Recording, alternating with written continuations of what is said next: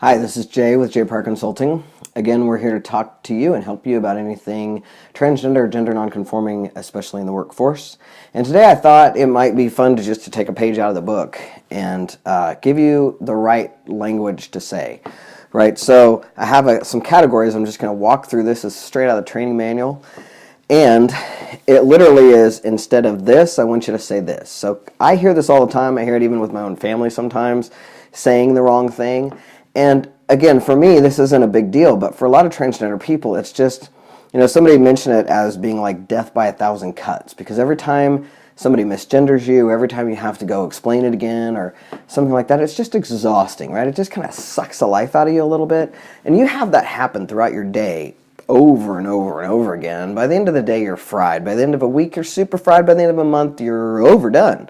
And so it's helpful for people to actually be able to say the right things and speak the right language. So I'm going to just walk you through these, and hopefully they'll be helpful to you. So instead of saying real sex, right, what's your real sex or gender or your genital sex, you can say a sex signed at birth. See, we were assigned sex at birth, and so that's how we refer to it, is this is the sex I was assigned at birth.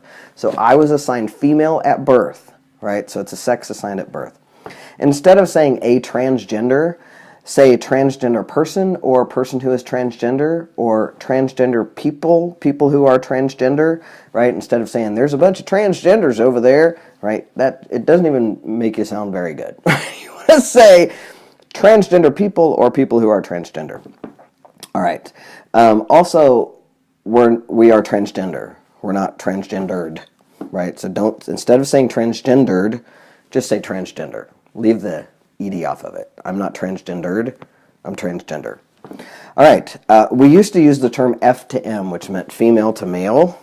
Used to be a woman or born a female. We don't say that anymore. So don't say that. Don't say born a female. Don't say used to be a woman. Say trans man or transgender man, right? When you're talking about someone who has gone from female to male, that is a trans man or a transgender man. All right. An M to F is what we used to say, male to female. This is someone who we would say used to be male or born male, right? Don't say that. Don't say that. Now that's say trans woman or transgender woman, right?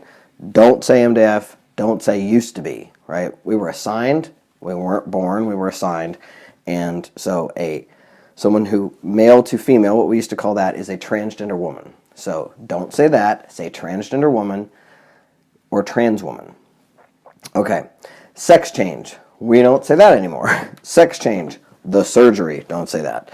Transgendering, that's my least favorite word, is transgendering, right? When people are saying, is that person transgendering, right? They're not, they're transitioning. If they're transitioning, they're making, or they're gonna transition, or they're transitioning, but they're not transgendering, right?